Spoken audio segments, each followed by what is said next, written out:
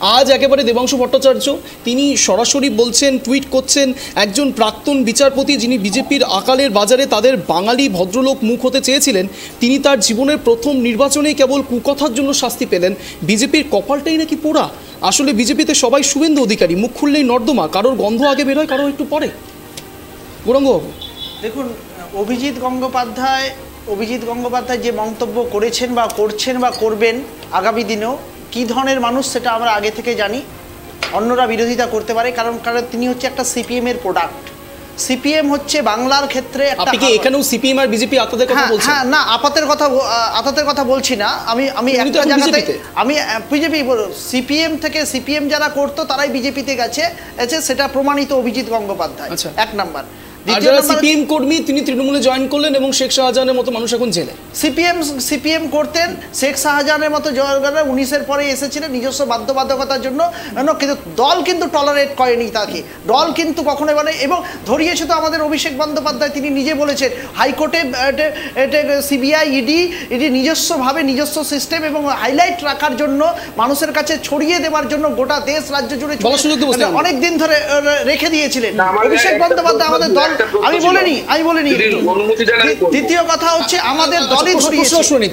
বলুন আমার তৃণমূল বন্ধুর কাছে প্রশ্ন হচ্ছে গিয়ে যে শেখ শাহজাহান বা শিবু আজহারের বিরুদ্ধে প্রায় 600 থেকে 700-র উপর অভিযোগ দায়ের হয়, কিন্তু আপনি বলছেন সেই অভিযোগের ভিত্তিতে না, অভিষেক ব্যানার্জির কথার উপর ভিত্তি করে তাকে গ্রেফতার করায়। অভিষেক ব্যানার্জি এক্স্যাক্টলি কে? উনি তো আমরা যত জানি প্রশাসনের কেউ না। তাহলে কি আজকে রাজ্য পুলিশ তো অভিষেক ব্যানার্জির কথা মতোই চলছে? দেখুন, রাজ্য পুলিশকে কাজ করতে দেওয়া হয়নি। আপনারা সিবিআই এবং ইডি যেভাবে করে ঘিরে দেখে যেরকম করে নিজস্বভাবে সন্দেশখালিতে শাসন এবং শোষণ চালাচ্ছেন, কাজ করতে দেওয়া হয়নি। রাজ্য পুলিশের হাতে যেদিন ক্ষমতা এসেছে সেদিনই তার হচ্ছে 24 ঘন্টার মধ্যে ধরা পড়েছে। এটা প্রকৃষ্ট উদাহরণ, এক নাম্বার। দ্বিতীয়ত আরেকটা বলি যে অভিজিৎ গঙ্গোপাধ্যায় ভগবান থেকে শয়তান হয়েছেন। অভিজিৎ গঙ্গোপাধ্যায় কি ছিলেন বা মানুষের কাছে কি বার্তা দিয়েছেন? কোর্ট কেস করে চাকরিগুলোকে নষ্ট করার পরিকল্পনার মধ্যে দিয়ে নিজস্ব ইনকাম বাড়িয়েছেন। সেই ইনকামের টাকা দিয়ে আজকে ভোটের দাঁড়ানোর খরচা করছেন।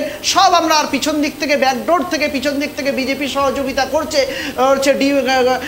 প্রচণ্ড ভারতবর্ষের শাসন এবং শোষণের মধ্যে দিয়ে, এবং নোটবন্দির টাকা এবং হচ্ছে বন্ডের টাকার মাধ্যমে, এবং আজকেও টাকা ধরা পড়েছে 8 লক্ষ টাকার উপরে প্রতিদিন বিজেপির নেতাদের কাছে টাকা ধরা পড়েছে। আচ্ছা, বেশ গৌরাঙ্গবাবু, আমার একটা স্পেসিফিক প্রশ্ন রয়েছে। আপনারা দেখছেন ট্রাইব টিভি বাংলা, বাংলার আপন।